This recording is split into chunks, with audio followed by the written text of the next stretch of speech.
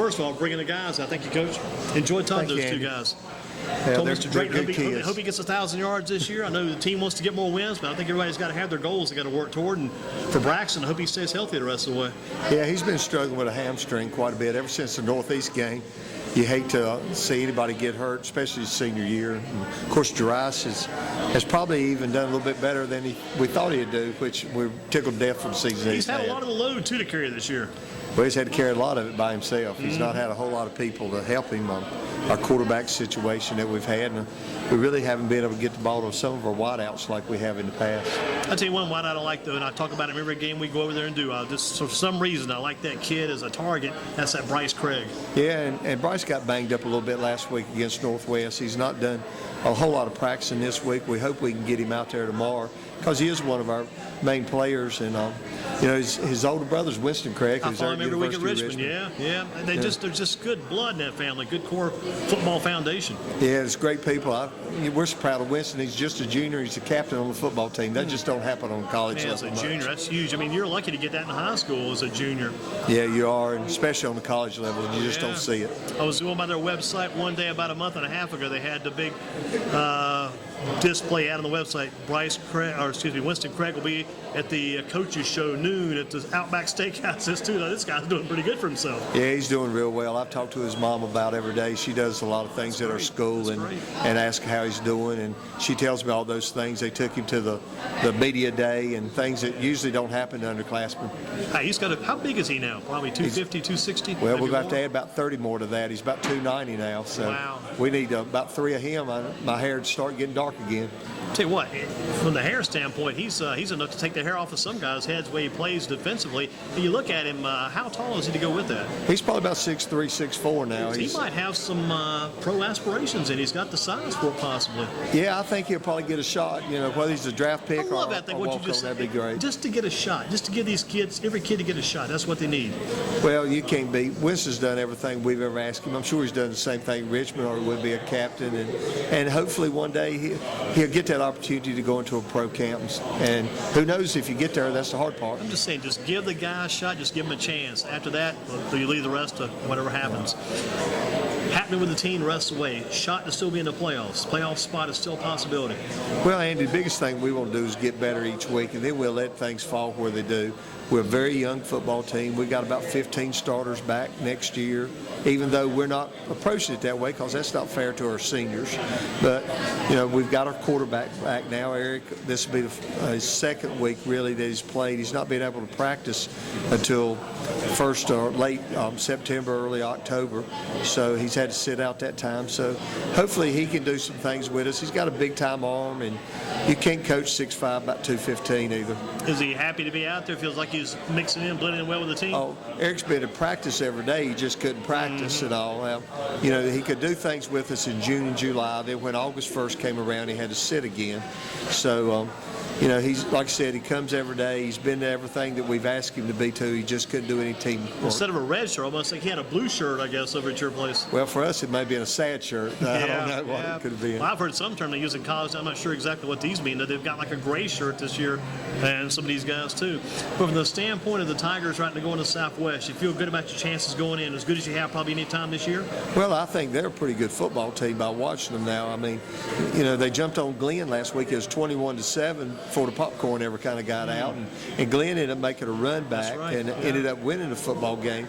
I think Coach Rainey's son at quarterback has been hurt, but he's healthy now, and he's a good player, and there's several others. So we feel like we got to play well because it's probably a more talented Southwest team than it's been in several years. And you take, I guess, Terrace goes in, carries a lot of loads. Eric gets a little more accustomed to what's going on. You might be able to spring Eric on a little bit too then. Well, we hope we can be a little bit more diverse on offense other than give it to Terrace and hope that he can make something happen because that's kind of what we've been so far. It's been like a hope and a prayer, I guess. Yeah, and we've put a lot of strain on our defense. Our defense has played a whole lot of snaps, and anybody who's followed us through the years know that we're usually pretty doggone good on defense, but we've made them guys play a whole lot of snaps. Look at your own career. Where did you came out of what, Gibsonville, Eastern Guilford area back in the day as a high school player maybe?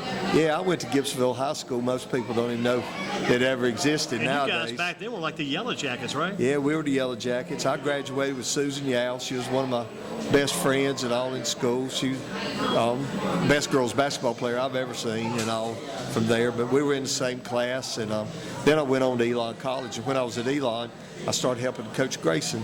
And before Coach Grayson, my old high school coach was there a couple years, a guy by the name of Fred Yakin. But I really started coaching mainly with Coach Grayson, and he helped me tremendously. And from there, my first actual teaching and coaching job was at Norwood High School in Pittsburgh. Wow. And from there, I came back to Ragsdale as an assistant with Coach Klein, and we had a tremendous 3 years there, and a lot of good friends are still from that staff.